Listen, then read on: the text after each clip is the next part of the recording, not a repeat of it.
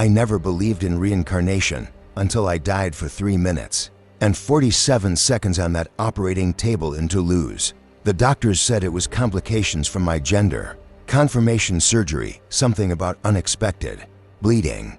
But all I remember is the world going dark, and then suddenly I wasn't in that sterile hospital room anymore. I was standing in what looked like a medieval cottage. Smoke thick in the air from bundles of herbs hanging everywhere. The smell hit me first: rosemary, thyme, something bitter I couldn't identify. My hands looked different, older, weathered, with dirt under the fingernails. I was wearing rough brown cloth instead of a hospital gown, and my hair fell in long, graying strands over my shoulders. But the strangest part was that it felt completely natural, like I'd been in this body my whole life. "You've returned, Marguerite," said a voice behind me. I turned to see an elderly woman with kind eyes and burn scars covering her arms. I wondered when you would remember. I opened my mouth to say I wasn't Marguerite, that my name was Claire, but different words came out. "Sister Beatrice, they burned you last spring." The knowledge was just there, like remembering something from yesterday, instead of centuries ago. They did, and they'll burn you too, child, if you keep healing the way you do. The church doesn't like women who know too much about the old ways. She gestured to the herbs around us. "But you won't listen, will you? You never did." I found myself nodding, and suddenly I understood every plant in that room. The feverfew for headaches, the willow bark for pain, the foxglove that could heal a heart or stop it entirely. My hands moved without conscious thought, crushing leaves and mixing tinctures like I'd done it 1,000 times before. "The magistrate's men are coming tonight," Beatrice continued. Young Thomas saw them on the road. "They have torches." Fear shot through me, but not the clean, simple fear of modern dangers. This was the terror of knowing exactly how I would die. The scratchy rope around my wrists, the smell of burning wood, the way the smoke would fill my lungs before the flames reached me. I had lived through this before, in this very body. "The remedies," I whispered, looking at the carefully labeled jars and bundles. "All our knowledge. It will die with us." "Not if you remember," Beatrice said, her eyes boring into mine. "In your next life, and the life after that. Guard the knowledge, Marguerite. Women will always need healing." Even when men call it witchcraft. The cottage door burst open, and I could smell the torches before I saw them. 3 men in dark cloaks, their faces hard with righteous certainty. "Marguerite Dubois, you stand accused of practicing dark magic and consorting with demons," the tallest one announced. I wanted to run, but my feet stayed planted. This body, this life, it had already accepted its fate. "I heal the sick," I said, surprised by how steady my voice sounded. "I ease the pain of childbirth and cure fever." "How is this evil? You saved Marie Blanchard's baby when the priest had already given last rites. Only God decides who lives and dies." He grabbed my arm, his fingers digging into the exact spot where I had a birthmark in my real life. "You will confess your sins and burn clean, or burn screaming. Your choice." They dragged me outside, and I saw the whole village watching from their windows. People I had helped: Sarah, whose broken arm I'd set; Jean, whose infected wound I'd cleaned with honey and herbs; little Anne, who'd nearly died from fever until I fed her willow bark tea. None of them spoke up. Fear kept them silent. The pyre was already built in the town square, wood stacked higher than my head. They tied my hands and pushed me onto the platform while the priest read charges I barely heard. But as they lit the kindling, Beatrice appeared beside me, her scarred hands touching mine. "Remember," she whispered, "remember everything. The lavender for calming nerves, the echinacea for infection, the motherwort for women's bleeding. Remember that healing is not evil, no matter what they say. Carry it forward." The flames rose around us, and the pain was exactly as terrible as I'd known it would be. But through it all, I felt the knowledge burning itself into my soul. Every herb, every remedy, every gentle touch that eased suffering. As my vision darkened, I promised I would remember. Then I was gasping awake in that hospital room in Toulouse, machines beeping frantically around me. The doctor was shouting something about getting her back, but all I could smell was smoke and herbs. My hands were shaking, and when I looked at them, I half expected to see Marguerite's weathered fingers instead of my own. "Claire, can you hear me?" The nurse's voice sounded far away. I nodded, not trusting myself to speak. How could I explain that I had just lived through being burned alive 300 years ago? The next few days were a blur of medical tests and psychological evaluations. I told the doctors about hallucinations and stress, letting them believe it was trauma from the surgery. But privately, I couldn't stop thinking about the herbs. I found myself researching medieval remedies online, and everything matched what Marguerite had known. Plants I'd never heard of before. I suddenly understood their uses completely. 2 weeks after I was discharged, I decided I had to know for sure. I drove to the Toulouse Municipal Library and spent hours in the historical archives, searching for any record of Marguerite Dubois. At first, I found nothing. Then, buried in a collection of 17th century church records, there it was. Marguerite Dubois, convicted of witchcraft and sorcery, burned the 15th of October 1687. The entry was brief, clinical, but it mentioned her knowledge of herbs and her reputation as a healer. Below that, a longer passage described how she and several other women had been executed during a period of witch trials that swept through the region. My hands were trembling as I read the names. Beatrice Moreau, burned May 1687. Sarah Fontaine, hanged August 1687. Marie Leclerc, drowned September 1687. The magistrate had been thorough in his persecution of women who practiced traditional healing. But the most chilling detail was at the bottom of the page. The records mentioned that Marguerite Dubois had been found with detailed notes about medicinal plants hidden in her cottage walls. The notes were confiscated and destroyed as evidence of her witchcraft, but the description matched exactly what I remembered creating in that vision. I drove home in a daze, but I couldn't shake the feeling that Beatrice was still with me somehow. That night, I had vivid dreams about plants and preparations, and when I woke up, I found myself sketching detailed diagrams of herb gardens and writing down recipes I'd never learned. The rational part of my mind said this was all psychological, maybe some kind of genetic memory or elaborate coincidence. But when my neighbor's daughter came down with a terrible fever that antibiotics weren't touching, I found myself suggesting specific teas and poultices. The child recovered within days.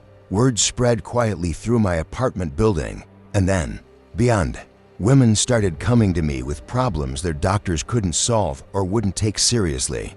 Menstrual pain that left them bedridden, anxiety that medication couldn't touch, skin conditions that had persisted for years. And somehow, I always knew what to suggest, not as a replacement for modern medicine, but as a complement to it. I started growing herbs on my balcony, then rented a small plot in a community garden. My apartment filled with carefully labeled jars and bundles, just like Marguerite's cottage. Sometimes, late at night while I worked, I could swear I felt her hands guiding mine as I ground seeds or mixed tinctures. 6 months later, I was contacted by a historian researching witch trials in southern France. She'd heard about my interest in the subject and wanted to share a recent discovery. Construction workers renovating an old house in the historic district had found a hidden compartment in the walls containing what appeared to be 17th century documents about medicinal plants. We met at a cafe near the construction site, and she showed me photographs of the papers.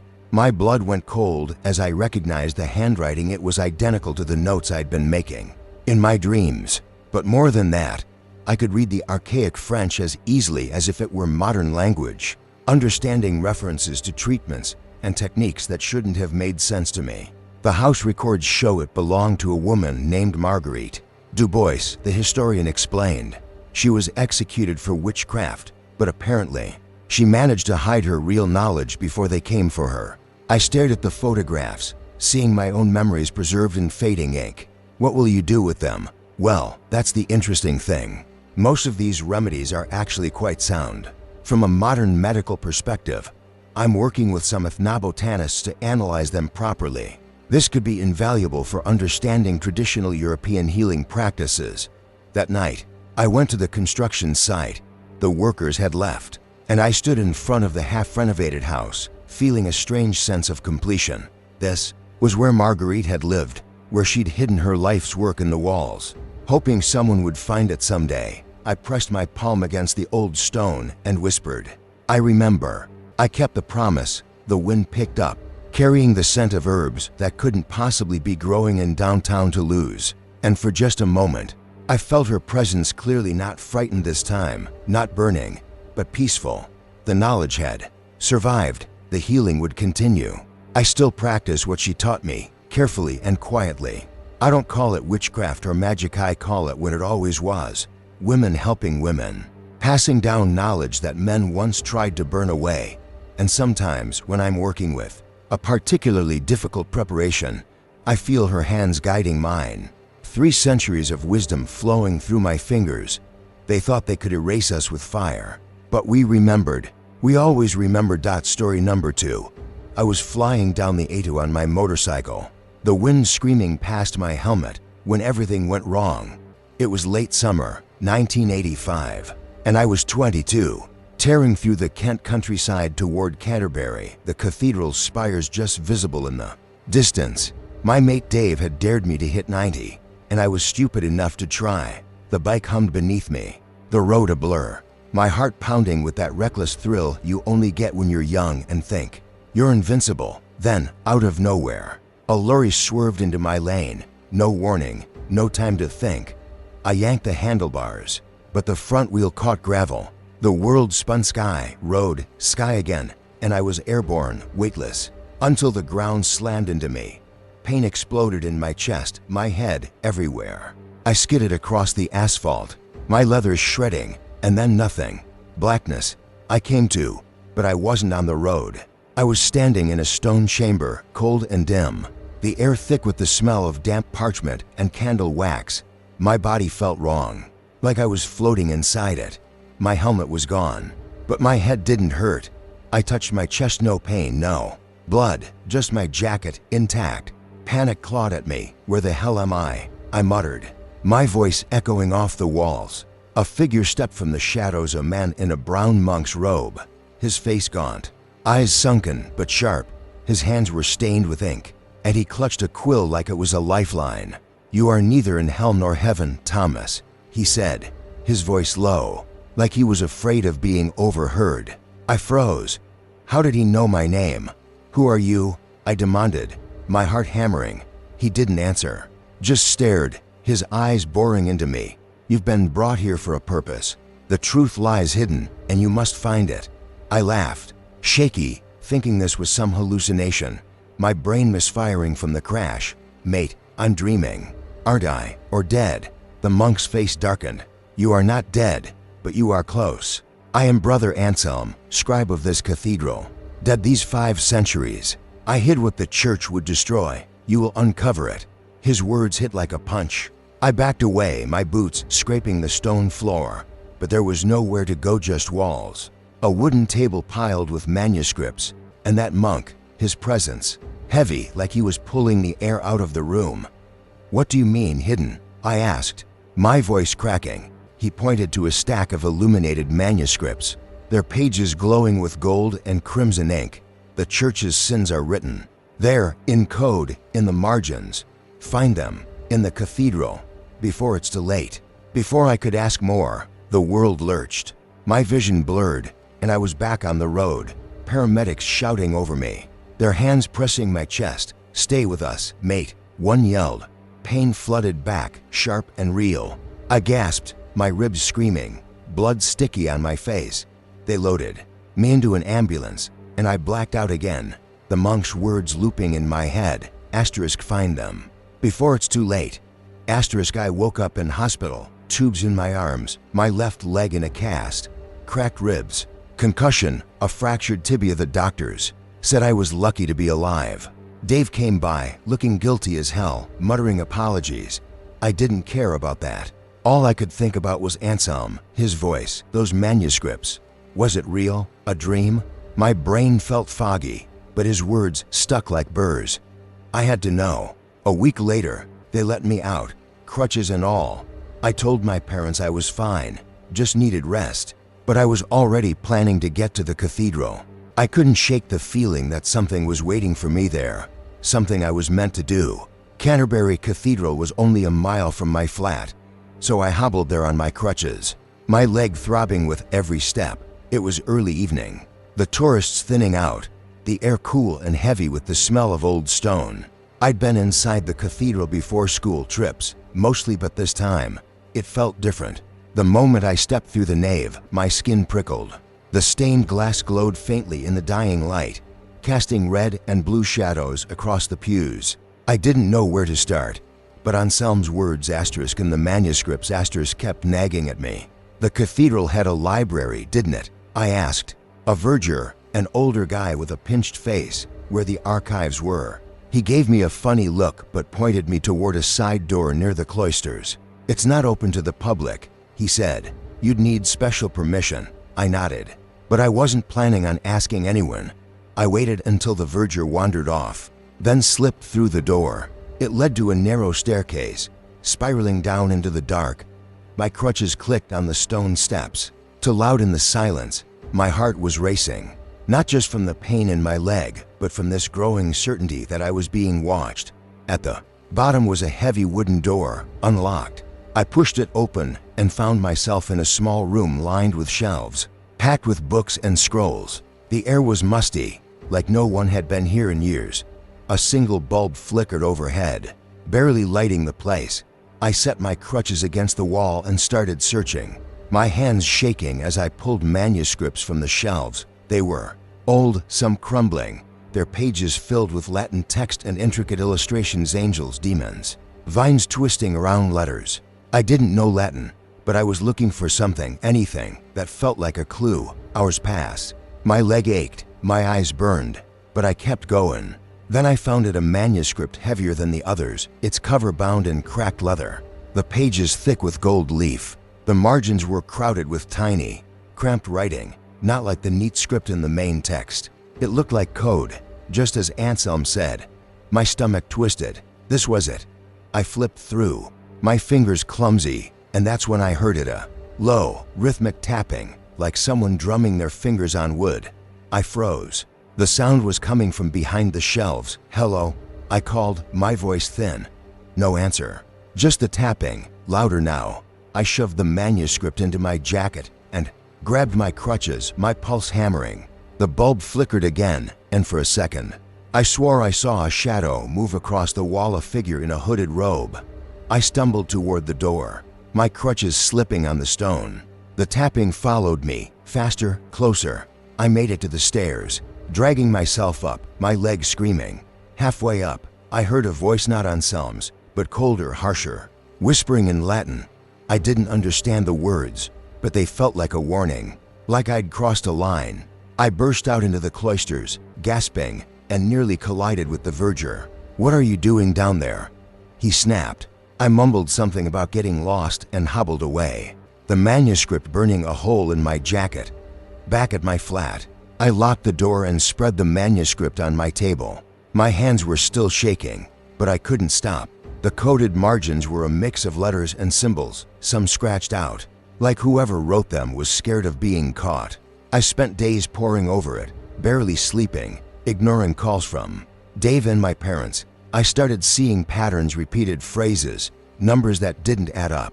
I bought a Latin dictionary from a secondhand shop and pieced together fragments. Words like asterisk corruptio asterisk and asterisk peccatum asterisk dash corruption. Sin kept coming up. It wasn't just random scribbles. Anselm had documented something big, something the church wanted buried. Payments to silence witnesses, land stolen from peasants even.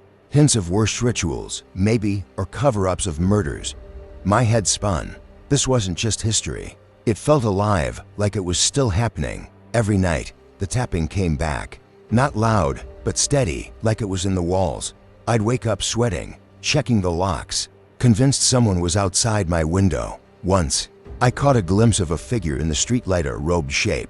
Gone when I blinked. I told myself it was the concussion, the stress, but I wasn't sure. I started carrying the manuscript everywhere, afraid to leave it alone.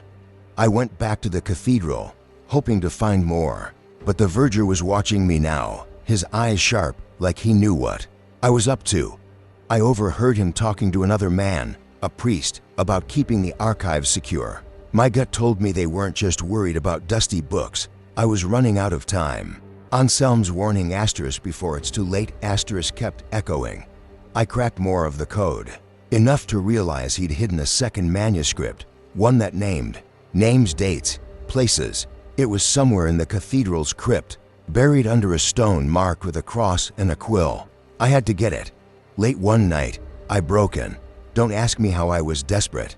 Not thinking straight. The cathedral was pitch black, the silence heavy, like it was holding its breath. I limped to the crypt, my torch shaking in my hand. The stone was there, just as Anselm described, half hidden under a tomb. I pried it up with a crowbar I'd nicked from a construction site. My arms burning, my leg barely. Story number 3. I was 11 when I drowned in the River Lee. And I need you to understand that everything I'm about to tell you actually happened.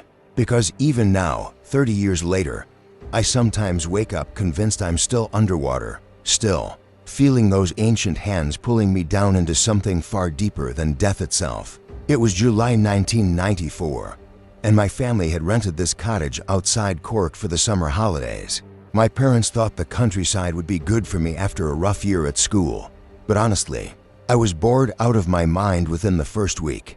There's only so much sheep counting and rock skipping an 11-year-old can handle before he starts looking for trouble. The River Lee ran right behind our cottage, wide and deceptively calm, with these massive willow trees hanging over the banks like green curtains. Mom had warned me about swimming alone, but she was always warning me about something. And Dad was too busy with his fishing to pay much attention to where I wandered. That particular afternoon, I'd been throwing stones at the water for maybe an hour when I spotted something glinting on the riverbed. It looked like metal, maybe a coin or piece of jewelry, sitting there about 10 feet out from the bank in what couldn't have been more than shoulder deep water. I was a decent swimmer for my age, and the current seemed gentle enough. I stripped down to my underwear and waded in, expecting nothing more than a quick dive to grab whatever treasure I'd spotted. The water was shockingly cold, even for July, and I remember thinking it felt wrong somehow, heavier than it should have been. But I was 11 and stubborn, so I pushed deeper until I was treading water above where I'd seen the glint. I took a deep breath and dove down, my eyes stinging in the murky water as I groped around the muddy bottom. My fingers closed around something circular and metallic, definitely a coin of some sort, and I kicked hard toward the surface. That's when I felt the hand grab my ankle. I'm not talking about getting caught on a branch or tangled in weeds. This was unmistakably a human hand, fingers wrapping around my leg with deliberate strength, pulling me back down just as I was about to break the surface. I tried to scream underwater, which was obviously useless, and started kicking frantically with my free leg, but the grip only tightened, and suddenly there was another hand on my other ankle, then arms wrapping around my waist, dragging me deeper into water that somehow kept getting deeper despite the river being shallow just moments. Before my lungs were burning, my vision starting to tunnel, when I finally saw him. A boy, maybe 13 or 14, with dark hair plastered to his skull and clothes that looked like they belonged in a museum. His eyes were the worst part, not dead or ghostly like you'd expect, but desperately alive, pleading. His mouth was moving, trying to tell me something I couldn't hear over the roaring in my ears as my body started shutting down from lack of oxygen. Then everything went black, and I died. I know that sounds dramatic, but there's no other way to put it. One moment I was drowning, the next I was standing on dry ground, completely dry myself, facing this boy who'd just been pulling me under.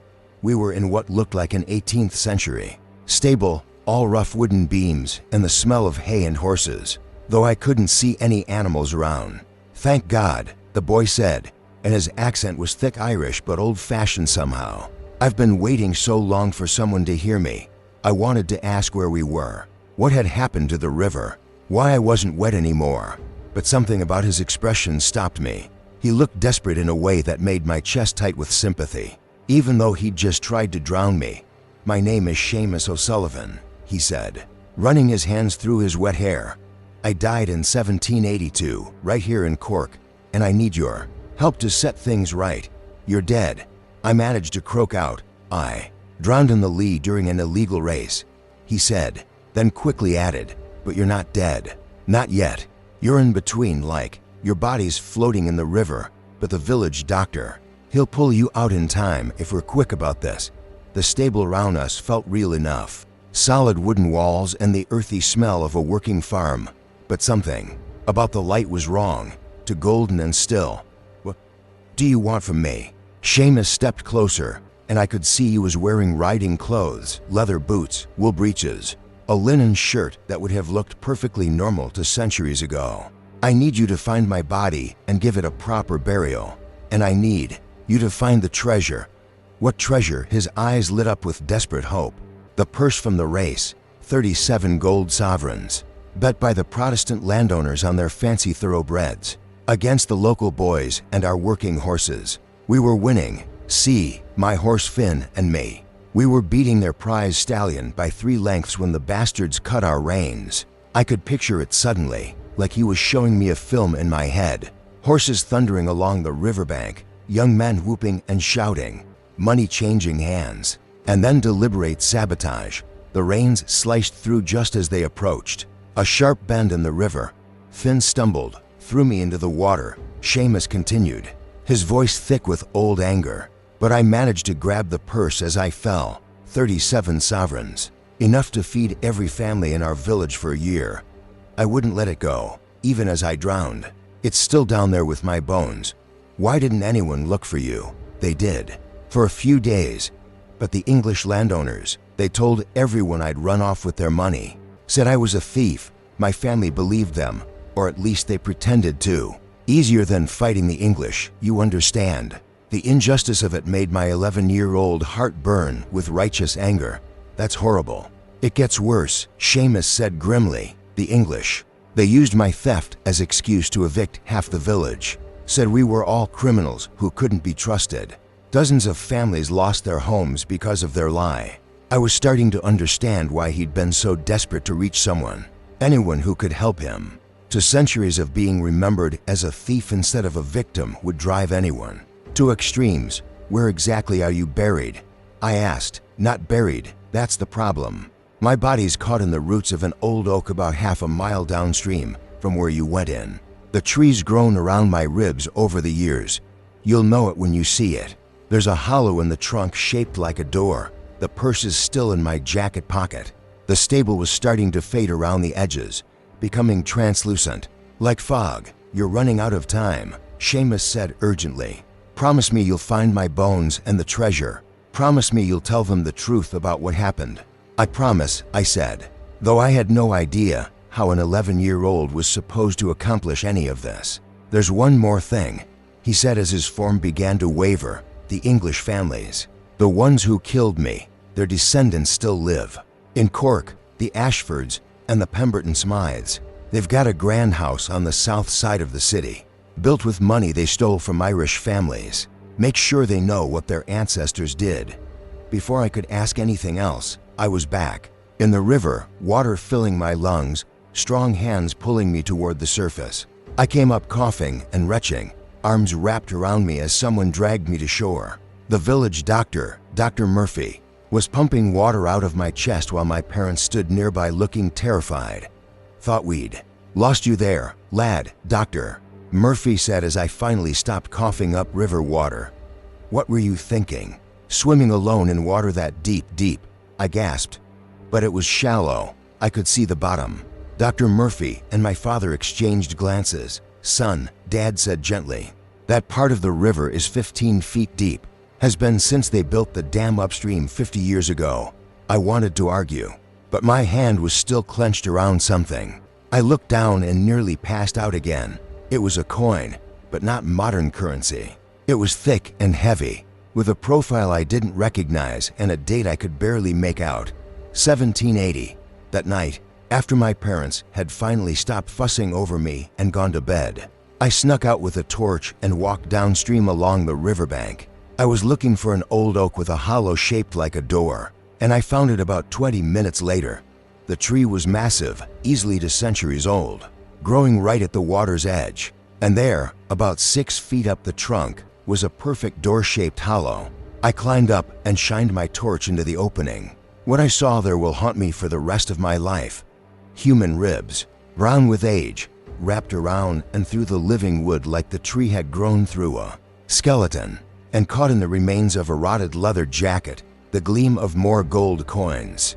It took me 3 trips to get all 37 sovereigns out of that tree, plus what remained of Seamus's bones.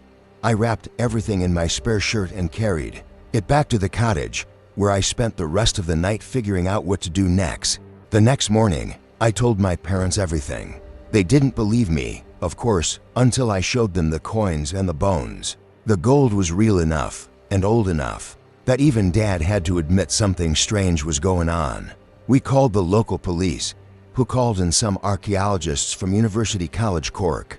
The archaeologists confirmed that the bones belonged to a young man who died sometime in the late 18th century, and the coins were indeed gold sovereigns minted between 1778 and 1782.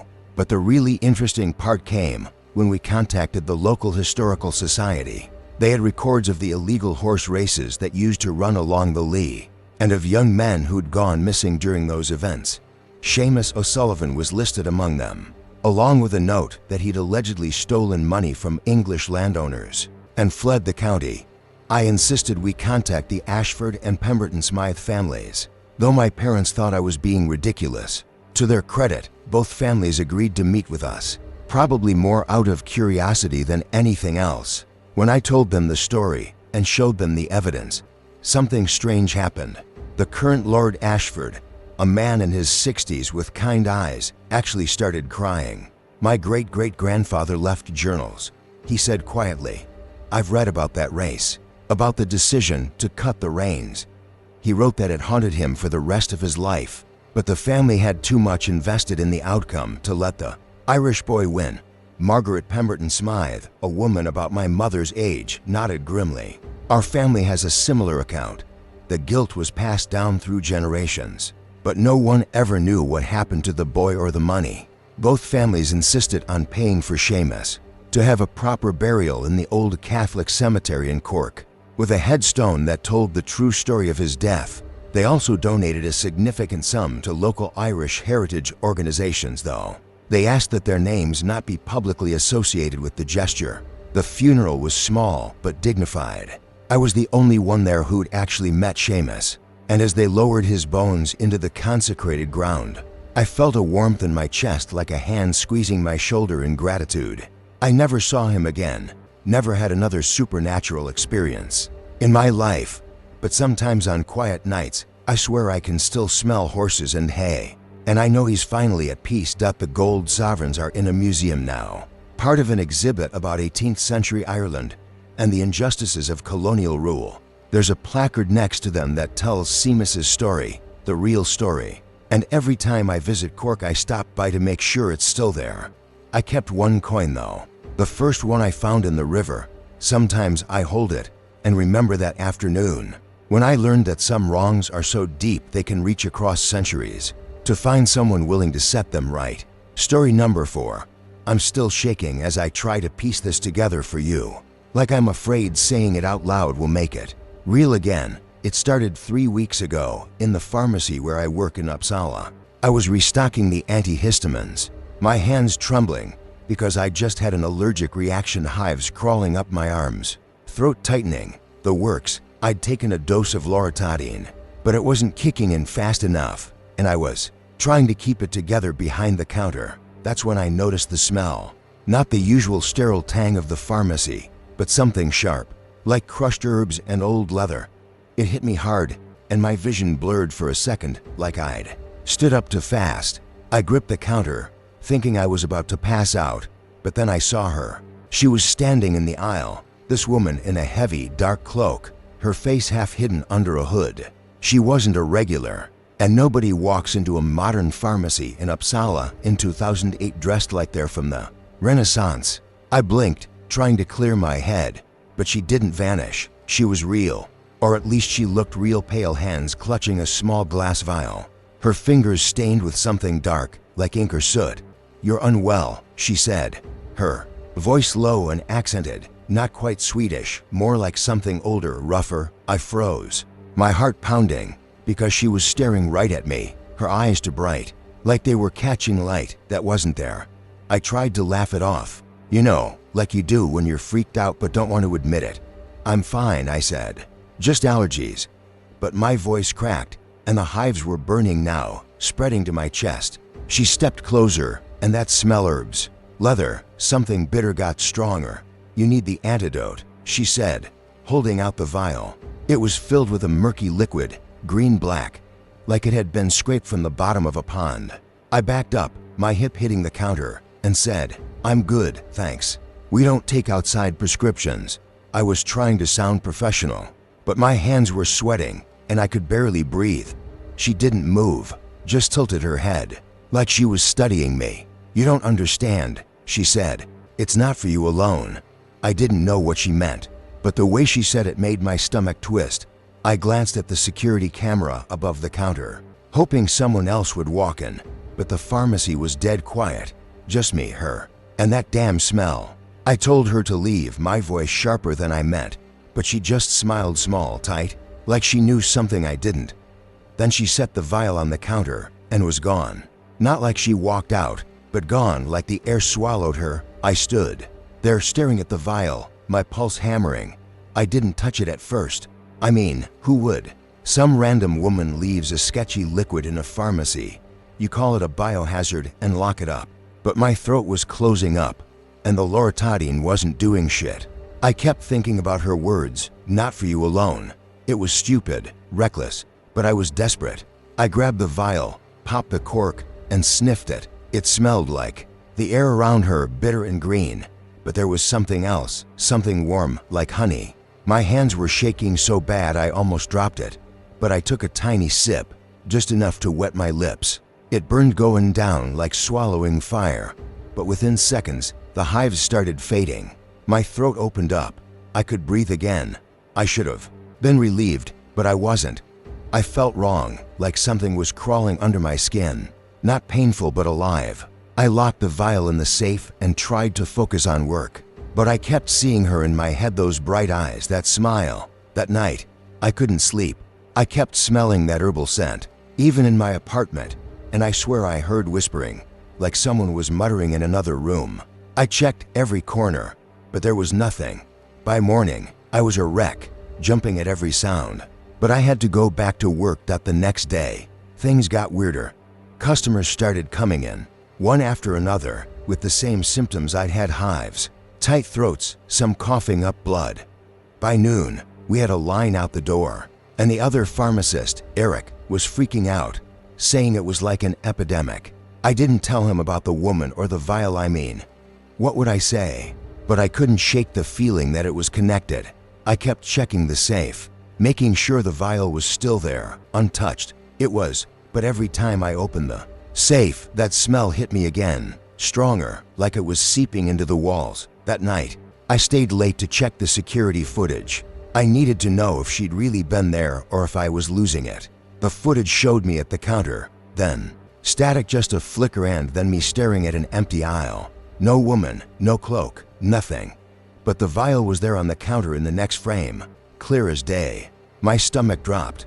I rewound, watched again, and noticed something else, a shadow, faint, moving across the wall behind me, like someone was standing just out of frame. I shut off the monitor, my hands cold, and that's when I heard it, a low, rhythmic tapping, like fingernails on glass. I spun around, expecting her, but the pharmacy was empty. The tapping was coming from the safe. I didn't want to open it, but I couldn't just leave it.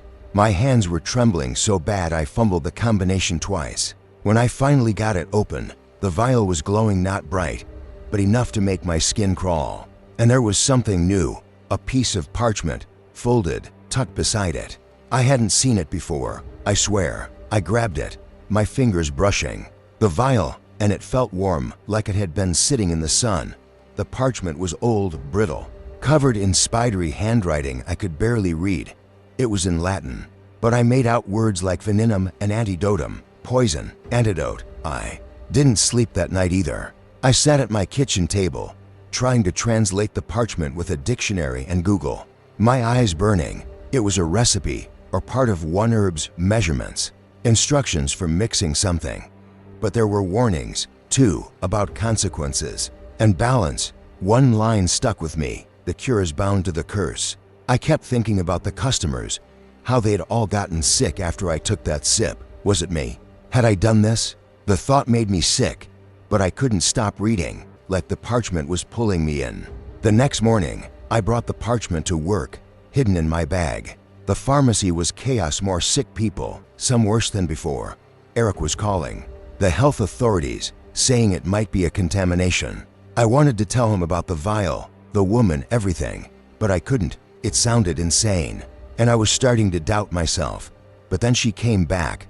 I was in the storeroom, checking inventory, when I felt that smell again, sharp and bitter. I turned, and there she was, same cloak, same eyes. "You read it," she said, not a question. I nodded, my mouth dry. "Why is this happening?" I asked, my voice barely a whisper. She stepped closer, and I swear the air got colder. "I was careless once," she said. "In my time, I mixed a remedy, but it was flawed. Half the town fell ill. I tried to fix it, but the poison spread faster than the cure." Her voice was heavy, like she was carrying it across centuries. "The manuscript holds the antidote, but it demands a price." I didn't want to ask, but I had to. "What price?" She looked at me, her eyes unblinking. "A life for a life." I backed away, my heart racing. "I'm not killing anyone," I said, louder than I meant. She didn't flinch, just pointed to the parchment in my bag. "Finish it," she said, "or it finishes you." Then she was gone again, leaving that smell and a weight in my chest I couldn't shake. I wanted to burn the parchment, smash the vial, but I couldn't. People were getting sicker, and I was the only one who knew why. I spent the next 2 days decoding the rest of the manuscript. It was grueling Latin mixed with Old Swedish, some words I couldn't find anywhere. But the first pieced it together, a recipe for an antidote, using herbs I recognized from the pharmacy, plus a few I had to track down online. The final ingredient was the hardest: sanguis voluntarius, voluntary blood. I didn't want to believe it, but the warnings were clear. The antidote wouldn't work without it. I kept thinking about her words. A life for a life. Was that what she meant? Did I have to die to save them? By now, the health authorities were involved, and the pharmacy was under quarantine. Eric was out sick, too, coughing so hard he could barely speak. I was alone, locked in with the manuscript and that damn vial. I started mixing the antidote in the back, using a mortar and pestle like some medieval alchemist. My hands shook as I measured out the herbs: wormwood, yarrow, something called devil's nettle I'd found in a specialty shop. The smell was overwhelming, like the woman was standing over me. I kept expecting her to show up, but she didn't. Maybe she didn't need to when it came to the blood. I hesitated. I sat there, staring at the knife I'd grabbed from the break room, my pulse pounding in my ears. I didn't want to die, but I couldn't let this spread. I thought about the customers, Eric, the whole damn town. I cut my palm just enough to drip a few drops into the mixture. It hissed like it was alive and turned a deep, unnatural red. I didn't know if it would work, but I bottled it anyway, my hands shaking so bad I could barely cork it. The next morning, I distributed the antidote. I didn't tell anyone what it was, just said it was an experimental treatment, cleared with the authorities a lie, but I was past caring. People were desperate, so they took it. Within hours, the symptoms started fading, hives gone, breathing easier, no more blood. Eric called me, his voice hoarse but clear, saying he felt better than he had in days. I should have been happy, but I wasn't. I kept waiting for the price she'd warned about. That night, I saw her one last time. I was cleaning up the pharmacy, exhausted, when the smell hit me again. She was there, in the corner, her cloak blending into the shadows. "You did well," she said, but her smile was gone. "The balance is restored." I wanted to ask what she meant, but my chest tightened, like someone was squeezing my heart. I gasped, clutching the counter, and she just watched, her eyes cold now. "You paid," she said, and then she was gone. I'm okay now, or at least I'm alive. The town's recovering, and nobody's asking too many questions about the miracle cure. but I'm not the same. I feel her sometimes like she's still watching, and I can't shake the feeling that I gave up something bigger than blood. I burned the parchment, smashed the vial, but the smell lingers in my dreams. I don't know what she was or why me, but I know one thing: I'll never work a night shift alone again. Story number 5. I never believed in curses until that Tuesday morning, when the boiler exploded at Henderson's Metalworks and nearly killed me. The blast threw me 15 feet across the factory floor, and when I hit that concrete wall, everything went black. But that darkness wasn't empty. It was filled with the sound of hammering, rhythmic and urgent, like someone working against time itself. When I opened my eyes, I wasn't in the hospital. I stood in a stone workshop lit by the orange glow of a massive forge. The air tasted of smoke and metal, and sweat dripped down my face from heat that felt real as anything I'd ever experienced. Behind the anvil stood a man in a leather apron, his arms thick as tree trunks, striking red-hot metal with precise, desperate blows. "You're finally here," he said without looking up, his voice rough as sandpaper. "Took you long enough, Thomas. That's my name." But I'd never seen this man before in my life. His hair hung long and greasy round a face marked by years of flame and smoke. When he finally raised his eyes, they burned with an intensity that made me step backward. "I don't know you," I managed to say, my voice sounding strange in this place that couldn't be real. "You do." He set down his hammer and wiped his hands on his apron. "You are me, and I am you. Thomas Grimshaw, blacksmith of Newcastle, dead these 600 years, and you, Thomas Grimshaw, metal worker of Newcastle, nearly dead today." The name hit me like a physical blow. Grimshaw was my surname, had been my family's name for generations. My father always joked we had iron in our blood, that we were born to work with metal. "This is impossible," I said, but even as the words left my mouth, I felt the truth of it settling into my bones like cold steel. The blacksmith, myself, somehow moved to a wooden rack where 5 weapons hung in the shadows. As he stepped closer, I could see them clearly: a sword with a blade that seemed to drink light, a dagger whose edge gleamed with something that wasn't quite metal, an axe head carved with symbols that hurt to look at, a mace crowned with spikes that curved like thorns, and a spearhead that pulsed with its own dark rhythm. "I forged these for Lord Aldrich of Hexham," he said, running his fingers along the sword's blade. 5 weapons for 5 enemies," he told me. 5 men who threatened his rule. He paid me in gold and promises, said I'd be rich beyond measure. What's that got to do with me? I worked for weeks, pouring everything I knew into those weapons. But Aldrich wanted more than skill. He wanted guarantees. So I gave him what he asked for. The blacksmith's voice dropped to a whisper. I bound each blade with blood and curses, ensuring they would never miss their mark, never fail to kill. I felt something cold crawl up my spine. "You cursed them," And when Aldrich used them to murder those 5 men, not enemies, but innocents who stood in his way, their blood sealed the curse back on me, on my line, on everyone who shares my name and trade. He turned to face me fully, and I saw my own eyes staring back at me, filled with 6 centuries of guilt. Every Thomas Grimshaw since has died by metal, by fire, by the very craft that should have been our blessing. "That's not true," I protested. But even as I spoke, memories flooded back. My grandfather, crushed by a falling beam at his construction site. My father, electrocuted while welding. My uncle, killed when his lathe malfunctioned. All of them working with metal, all of them dying young, all of them named Thomas. "The curse grows stronger with each death," the blacksmith continued. "And now it's reached you, the last of our line. When you die, and you will, the curse will be complete. It will spread beyond our blood to every metal worker, every man who shapes iron and steel. The hunger of those cursed weapons will consume them all."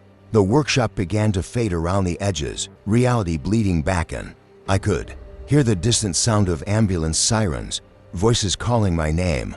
"Wait," I called out desperately. "How do I stop it?" "Find the weapons," the blacksmith said, his form growing transparent. "They're still in Newcastle, still hungry. Destroy them before you die, and the curse dies with you. Fail, and everyone who works with metal will share our fate." Where are they? But he was already gone. and I was lying on a stretcher in the back of an ambulance. Paramedics working over me with worried faces. 3 broken ribs, they told me later. Severe concussion. Lucky to be alive. I spent 2 weeks in the hospital, and every night the blacksmith returned in my dreams, showing me visions of Newcastle's past. I saw the weapons being used, saw Lord Aldrich's enemies fall one by one, their blood feeding the hungry metal. I saw the curse spread like a poison through the centuries, claiming Thomas after Thomas, metal worker after metal worker. When they finally released me, I had a mission that felt more real than anything else in my life. The first weapon was easy to find. The local museum had acquired it from an estate sale just 5 years earlier. The placard read medieval sword, circa 1400, origin unknown. I waited until after hours, broken through a back window I'd noticed during my reconnaissance. The moment I touched the blade, pain shot through my arm like lightning, and I heard whispers in a language I didn't recognize but somehow understood. They were promises of power, of victory, of blood. I carried it to the museum's metal workshop and fed it into the industrial furnace they used for restoration work. The sword screamed as it melted, actually screamed, a sound that echoed through my skull. When the metal finally liquefied, the whispers stopped, and I felt something lift from my shoulders. The dagger took longer to locate. I found it in a private collection owned by a wealthy antiques dealer who lived in a manor outside the city. Breaking in was harder, but desperation made me bold. This blade fought me harder when I tried to destroy it, cutting my hands to ribbons before I could get it into the forge I'd set up in my garage. The metal seemed to resist the fire, but eventually it to succumb. With each weapon destroyed, I felt lighter, but also weaker. The curse was fighting back, making me sick, making my hands shake. I started coughing up blood, and my doctor couldn't explain why. The axe head was buried in the foundation of an old church that had been demolished in the 1960s. I spent 3 nights digging in the rain before I found it, wrapped in cloth that crumbled at my touch. By now, I could barely stand, but I dragged myself to the nearest metalworks shop and convinced the night watchman to let me use their equipment. He thought I was just another eccentric collector with a restoration project. The mace was the hardest to find. It had been broken apart and sold piece by piece over the centuries. I tracked down the handle to a private collector in Edinburgh, the head to a museum in York. It took me 2 months and most of my savings to acquire both pieces, but when I finally welded them together, the curse's power was so strong it knocked me unconscious just from touching the completed weapon. I woke up 3 days later in my garage, barely alive, but I managed to crawl to my forge and feed the mace to the flames. That left only the spearhead. I found it in the last place I would have expected, my own family's attic, wrapped in cloth and hidden in a trunk that had belonged to my great-grandmother. She must have known what it was, must have kept it hidden to protect the family, not realizing that possessing it only made the curse stronger. The spearhead was beautiful and terrible, its surface covered in intricate patterns that seemed to move when I wasn't looking directly at them. Touching it was like grabbing a live wire. Power coursed through me, but also malice, hunger, an insatiable desire for blood and death. I stumbled to my garage, my vision blurring, blood streaming from my nose. The curse was killing me now, racing through my system like poison. I had maybe minutes left before my heart gave out entirely. The forge was already hot. I'd kept it burning for days, knowing this moment would come. With the last of my strength, I lifted the spearhead and thrust it into the flames. The metal shrieked and writhed like a living thing, and I felt something tear inside my chest as the curse fought its final battle. But I held on, watching as centuries of malevolent power burned away, until nothing remained but clean iron and ash. When the spearhead finally melted completely, the silence that followed was absolute. The weight I'd carried for months lifted away, and I could breathe freely for the first time since the factory explosion. The blacksmith appeared one last time, but now he smiled, and his form was bright instead of shadow dark. "It's finished," he said simply. "We're free." And then he was gone, and I was alone in my garage with a puddle of cooling metal that had once been mankind's damnation. I survived, obviously, though the doctors still can't explain how someone with my injuries recovered so completely. The curse is broken. I can feel its absence like the relief after a fever breaks. No more Thomas Grimshaws will die by metal and fire, and no more metal workers will inherit our family's ancient sin. Sometimes, late at night in my workshop, I swear I can still hear the distant sound of hammering, but it's peaceful now, purposeful. The sound of a craftsman creating something good instead of destroying it. The sound of redemption, forged one strike at a time. Story number 6. I don't even know where to start with this, but I guess I'll just dive in because you're the only one I trust enough to tell. It's been a few months since it all happened, and I still wake up some nights with my heart pounding, like I'm back in that cold, sterile hospital room in Verona. I was 16, and everything was already a mess. My parents barely talking to me, school feeling like a cage, and my body, well, you know how much I was struggling with that. Being trans in a place like Verona in 2017 wasn't exactly a fairy tale. I felt like I was drowning, and one night, I couldn't take it anymore. I swallowed a handful of pills from my mom's medicine cabinet. I didn't think about what would happen next. I just wanted it all to stop. The next thing I knew, I was choking on a tube in my throat, machines beeping like crazy around me. My head was foggy, my mouth tasted like metal, and my arms were so heavy I couldn't lift them. I was in the ICU, hooked up to a million wires, and the nurses were whispering in Italian too fast for me to catch. My parents were there, but they wouldn't look at me, not really. I felt like a ghost already, you know, like I was there but not there. And that's when I saw her for the first time. She was standing at the foot of my bed. This woman in a long, shimmering dress, like something out of an old movie. Her hair was pinned up in these perfect curls, and her face, God, her face was so pale, but her eyes were burning, like she could see right through me. I thought I was hallucinating. I mean, I just overdosed, right? My brain was probably fried. But she didn't go away. She just stood there, staring, her lips pressed tight like she was holding back a scream. I tried to say something, but the tube in my throat made it impossible. The nurses didn't seem to notice her, and neither did my parents. I blinked, thinking she'd disappear, but when I opened my eyes, she was closer, leaning over me. Her breath smelled like old roses, sweet but wrong, like something left too long in a vase. "You're not supposed to be here," she said, her voice low and sharp, with this heavy accent I couldn't place. Not yet. I wanted to scream too, ask who she was, but all I could do was stare back, my heart hammering so hard the monitors started freaking out. A nurse rushed in, and the woman vanished, like she'd never been there.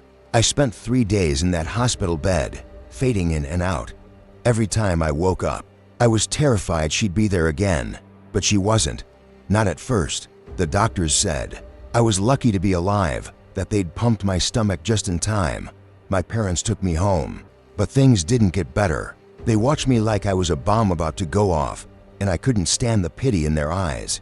I started having nightmares, vivid ones, where I was on a stage, surrounded by red velvet curtains, with hundreds of people staring at me. I wasn't me, though. I was her, the woman from the hospital, singing this haunting aria that made my chest ache. But every time, the dream ended the same way. I'd clutch my throat, gasping, and collapse as the crowd screamed. I'd wake up soaked in sweat, my hands shaking, feeling like I'd just died. About a week after I got out of the hospital, I saw her again. I was in my room, trying to distract myself with music, when I felt this cold prickle on the back of my neck, like someone was watching me. I turned around, and there she was, sitting on the edge of my bed. I froze, my headphones slipping off. She looked even more real this time, but wrong, like a painting that started to crack. Her dress was this deep emerald green, but it was fraying at the hems, and her hands were trembling slightly, like she was nervous. "You need to listen," she said, her voice cutting through the silence. "I am Isabella Moretti. I died in 1927, poisoned by a coward who envied me. My name was ruined, and you're going to fix it." I laughed, I think, because it sounded so insane. "You're not real," I said, my voice shaking. I'm messed up. You're not here." But she leaned closer, and I swear, I felt the air get colder. "You saw me in the hospital," she said. "You felt me. I know you did." And she was right. I had felt something, this heavy, suffocating presence that wasn't just in my head. I backed up against the wall, my heart racing. "What do you want?" I asked. She smiled, but it wasn't kind, it was desperate, almost feral. "Find the truth," she said. "Tell the world what happened to me, or I'll take you with me." I didn't sleep that night. I kept thinking about her words, her face, the way her eyes seemed to glow with something more than anger, something like pain. The next morning, I started digging. I didn't know what else to do. I mean, what do you do when a ghost tells you to solve a murder? I searched her name online, Isabella Moretti, opera singer, 1927. It took some work, but I found old articles from Verona's archives, digitized on some obscure theater website. She was real, a soprano, famous in the 1920s, known for her role in La Traviata at the Teatro Filarmonico. The article said she collapsed on stage during a performance and died before the curtain fell. The official report called it a heart attack, but there were rumors, whispers of poison, of a rival singer named Clara Bellini who'd been passed over for the lead role. The more I read, the worse I felt. My hands were clammy, and my stomach kept twisting, like I was being watched. I started noticing things, little things. At first, my mirror would fog up for no reason. Even when I hadn't showered, I'd hear faint humming, like an aria, coming from nowhere. Once, I found my notebook open to a page I hadn't touched, with the words "Tell my story" scrawled in handwriting that wasn't mine. I wanted to tell my parents, but how could I? They already thought I was unstable. I didn't even tell my therapist. I was too scared she'd lock me up again. I kept researching, mostly at the library, because I didn't trust being alone in my room. I found a grainy photo of Isabella, mid-performance, her arms outstretched, her face lit up with this fierce, beautiful energy. She was everything I wasn't: confident, powerful, untouchable. But there was another photo, one from after her death, showing her body being carried off the stage. Her eyes were open, staring at nothing, and her mouth was twisted in this horrible grimace. I couldn't look at it for long. I also found mentions of Clara Bellini, who'd been Isabella's understudy. Clara had taken over the role after Isabella's death and became a star overnight. There were letters in the archives, too angry, ones from Isabella's fans, accusing Clara of sabotage, but nothing was ever proven. The nightmares got worse. Now, I wasn't just Isabella in the dreams, I was trapped in her body, feeling the poison burn through me, my voice choking off as the audience's cheers turned to screams. I'd wake up gasping, my throat raw, like I'd been screaming for real. One night, I woke up to find her standing over me, her face inches from mine. "You're too slow," she hissed. "Clara's lies are still out there. You're failing me," I screamed, and my mom burst in. But of course, Isabella was gone. I told Mom it was just a nightmare, but I could tell she didn't believe me. I didn't believe myself anymore, either. I started feeling her even when I couldn't see her. At school, I'd catch a glimpse of her reflection in a window, or I'd feel that cold prickle on my neck in the middle of class. Once, during a history lesson, my pen started moving on its own, scratching out Clara's name over and over until the paper tore. My teacher thought I was having a breakdown, and maybe I was, but I couldn't stop. I had to know the truth, not just for Isabella, but for me. It was like her desperation was bleeding into me, making my own pain feel sharper, heavier. I tracked down an old theater historian in Verona, this guy named Marco, who ran a tiny museum near the arena. I told him I was doing a school project, which wasn't totally a lie. He was ancient, with these thick glasses and a voice like gravel, but he remembered stories about Isabella. "Oh, her death was a scandal," he said, leaning across his cluttered desk. "Clara Bellini was jealous. Everyone knew it. There were rumors she slipped something into Isabella's wine before the show. Arsenic, maybe. But the police never investigated properly. Clara had powerful friends." He showed me a prop from that final performance, a tarnished silver goblet Isabella had used in La Traviata. When I touched it, my fingers went numb, and I swear I heard her voice again, whispering, "You're close." That night, I dreamed of the goblet, filled with wine that smelled like almonds. I woke up choking, my mouth tasting like something bitter and wrong. I knew I had to do something, anything, to make this stop. I went back to the library and dug deeper, finding a journal from one of Isabella's stagehands, tucked away in a digitized collection. He'd written about Clara acting strange the night of the performance, slipping into the dressing room when Isabella wasn't looking. He'd seen her with a small vial, but he was too scared to say anything at the time. That was it, the proof I needed. Not story number 7. I should have known something was wrong when my watch stopped at exactly 3:17 p.m., right as I pushed off from the top of that unmarked slope above Bern. The digital display just froze, like time itself had decided to take a break. But I was so focused on the fresh powder and the thrill of being completely alone on the mountain that I ignored it, the way you ignore a car's weird noise until the engine finally gives out. The accident happened fast, the way they always do. 1 second I was carving through virgin snow, feeling invincible, and the next I was airborne, watching a jagged outcrop of rock rushing toward my face. I remember thinking, with perfect clarity, that I was about to die. Then everything went black. When I opened my eyes, I wasn't on the mountain anymore. I was standing in what looked like an old workshop, filled with the most intricate clockwork I'd ever seen. Gears and springs covered every surface, and the walls were lined with timepieces of every conceivable design. But none of them were working. The silence was absolute, oppressive in a way that made my skin crawl. Even my breathing seemed muted, as if the air itself was too thick to carry sound properly. Finally, someone who understands mechanisms, a voice said behind me. I turned to see a man in what looked like 18th century clothing, leather apron, white shirt with rolled sleeves, wire-rimmed spectacles perched on his nose. His hands were stained with oil and metal filings, and his eyes had the intense focus of someone who'd spent decades working with tiny, precise components. I am Heinrich Zimmermann. I have been waiting so very long for someone with the right background to arrive. I tried to speak, but my voice came out wrong, like I was talking through water. Where am I? What happened to the mountain? The mountain, Heinrich laughed, but there was no humor in it. Time to worry about mountains later. Right now, we have a more pressing problem. I broke something, you see, something rather important, and I cannot seem to fix it alone. That's when I noticed my hands. They weren't my hands anymore. They were covered in the same oil stains as Heinrich's, with calluses in places that made no sense for a software engineer who spent his days typing code. I looked down and saw I was wearing the same leather apron, the same white shirt. Panic started building in my chest, like steam in a pressure cooker. This isn't real, I said, backing toward what I hoped was a door. I'm unconscious.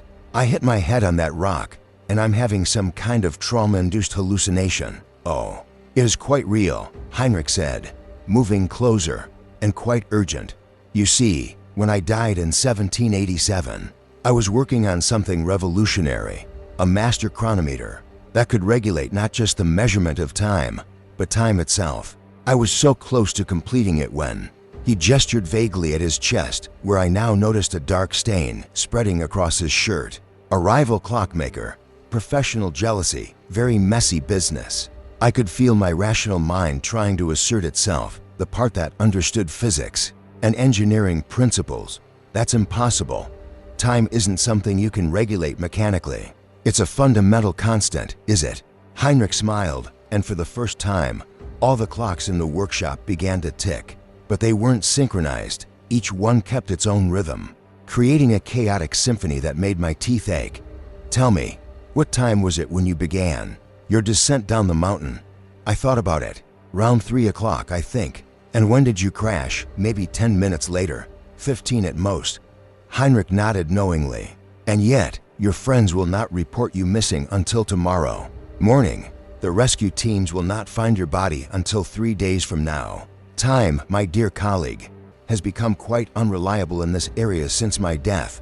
Loops, gaps, inconsistencies. Very troubling for the locals, though most of them do not notice. The clocks were getting louder now, their competing rhythms creating a sound like mechanical screaming. I pressed my palms against my ears, but the noise seemed to be coming from inside my head. What do you want from me? To finish what I started, Heinrich said simply. He gestured toward a workbench where an elaborate clockwork device sat partially assembled.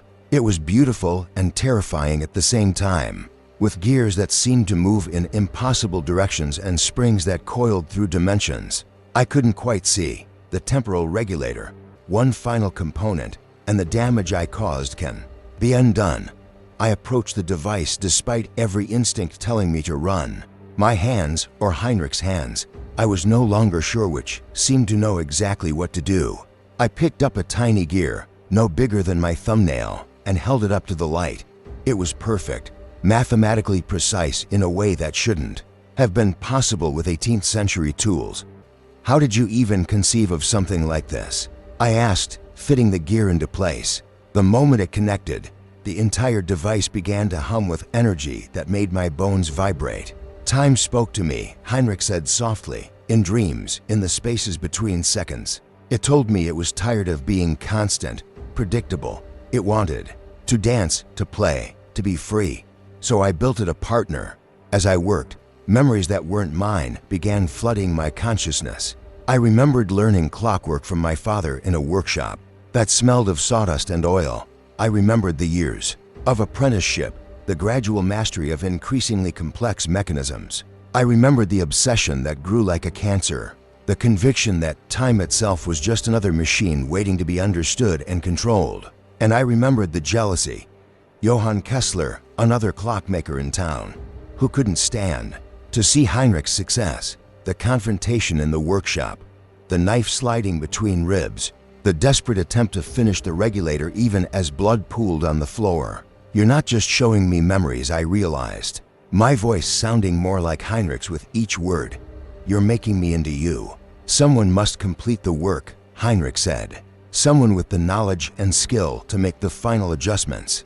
You are an engineer, yes, you understand systems, how components interact. I wanted to resist, but the work was fascinating despite my fear. Each piece I installed revealed more of the device's elegant logic. It wasn't just regulating time, it was conducting it. Like a maestro leading an orchestra. The temporal inconsistencies Heinrich had caused weren't random. They were symptoms of a cosmic instrument playing out of tune. What happens when it's finished? I asked, though I was already installing the next component, my hands moving with practiced certainty. Time repairs itself, Heinrich said. The loops close, the gaps heal. Everything returns to its proper sequence. And me, do I go back to being myself? Heinrich was quiet for a long moment. I do not know. Perhaps we both find peace. Perhaps you wake up on the mountain, none the worse for wear. Perhaps something else entirely. But the alternative is worse. What alternative? The damage spreads. Time becomes increasingly unstable, not just here in Bern, but radiating outward like cracks in glass. Hours go missing, days repeat, years collapse into moments. Eventually, the entire temporal structure fails. I could see it in my mind, or maybe Heinrich's mind, a world where cause and effect became meaningless, where past and future tangled together in a knot that could never be undone.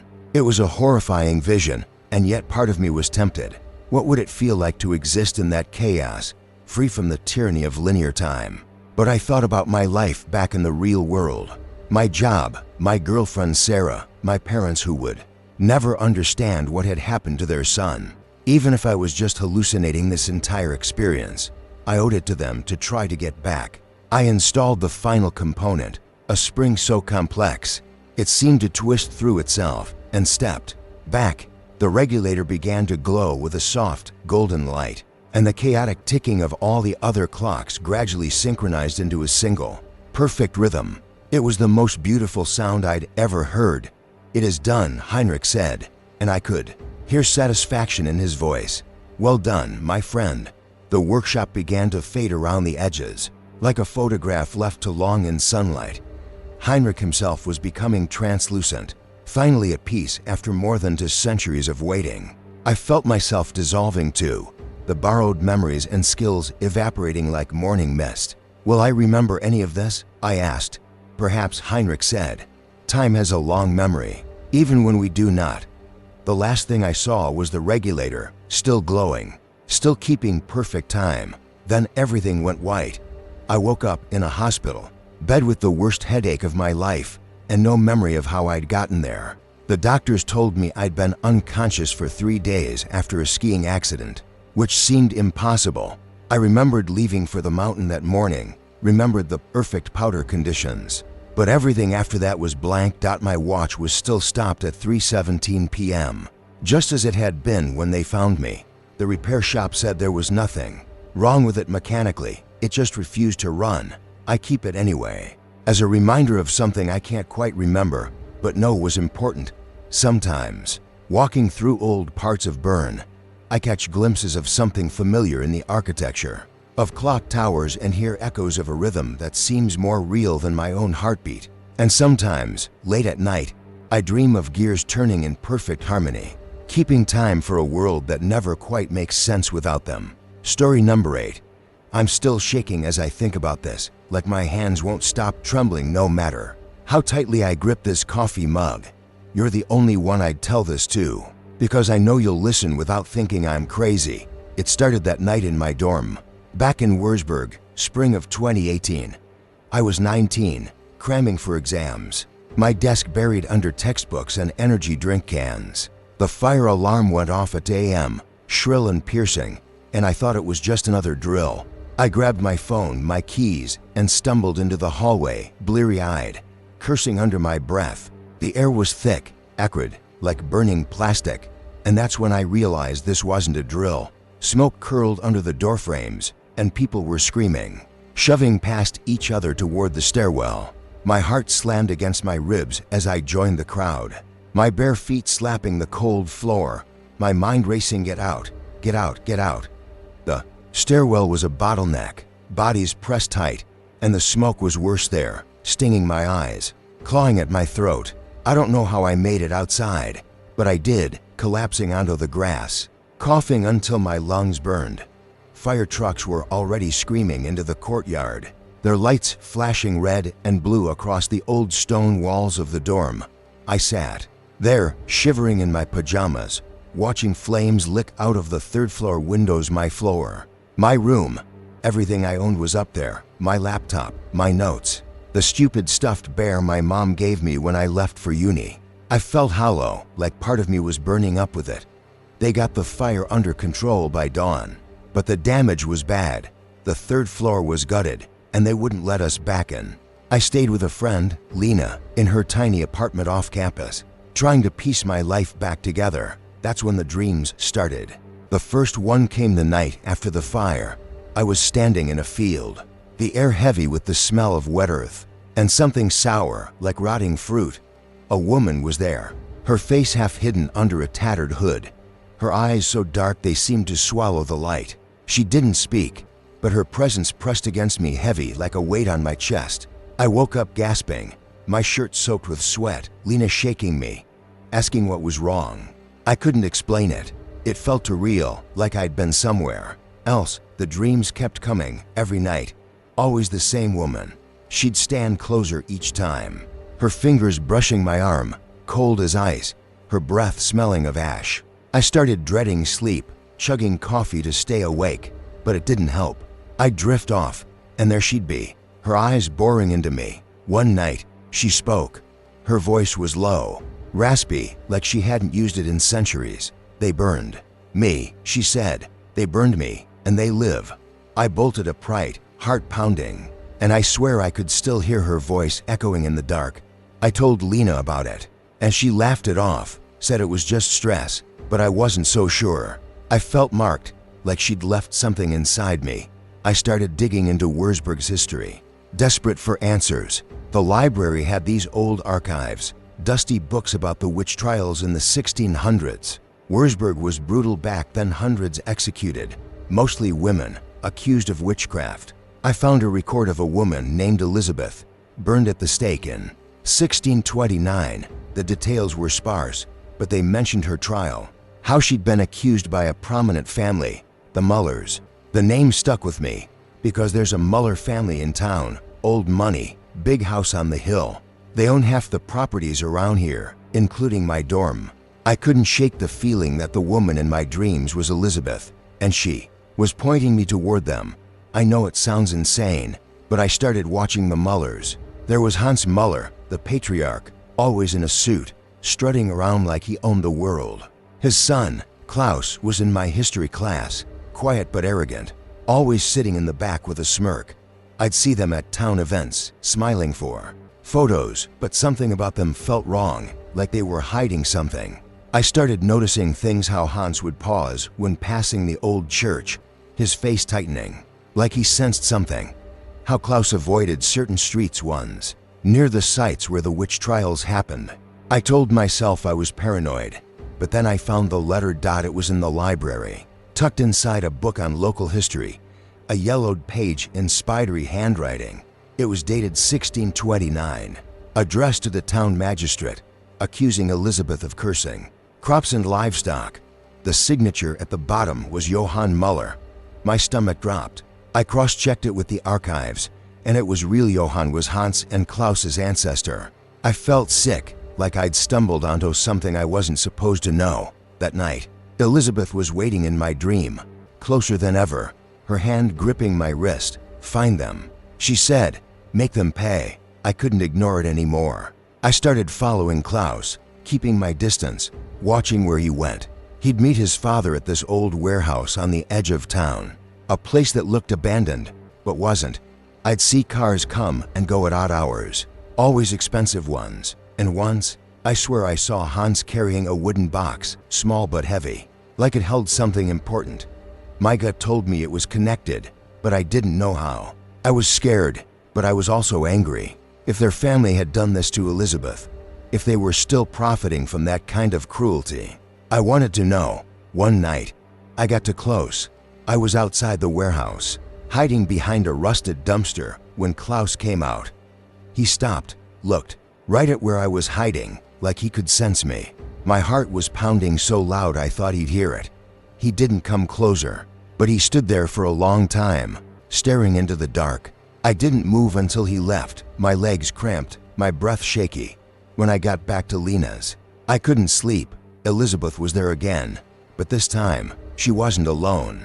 There were other shadowy figures, women, their faces blurred but their eyes burning with the same rage. "They know," she said. "They know you're watching." I started feeling her even when I was awake. I'd catch glimpses of her in reflection store windows, my phone screen always just out of sight. My grades tanked, I stopped eating, and Lena was getting worried, begging me to see a doctor. But I couldn't stop. I had to know what the Mullers were hiding. I went back to the warehouse one last time, late at night, with a flashlight and a crowbar I'd borrowed from Lena's toolbox. The door was locked, but the wood was old, and I pried it open, my hands shaking so bad I nearly dropped the crowbar. Inside, it smelled like damp stone and something metallic, like blood.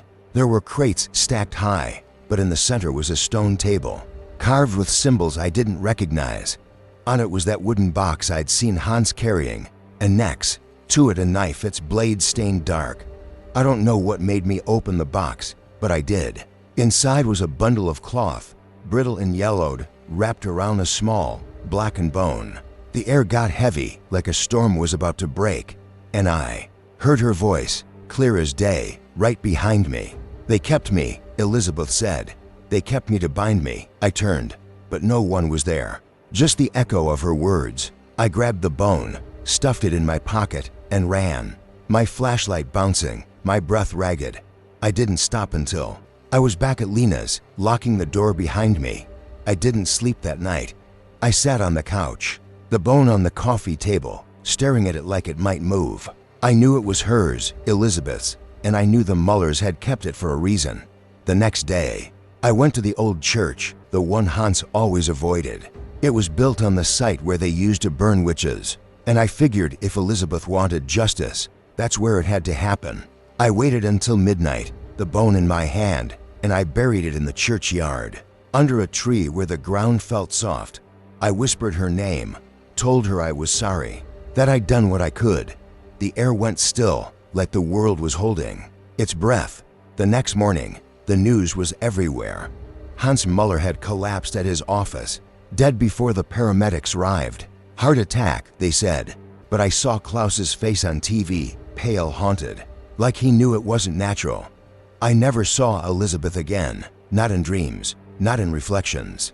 The weight was gone, like she'd finally let go. I moved out of Wurzburg. A month later, transferred to a uni in Berlin. I don't talk about it, don't think about it. Except now, telling you. I still check the news sometimes, waiting for something about Klaus. But he's still alive, still out there.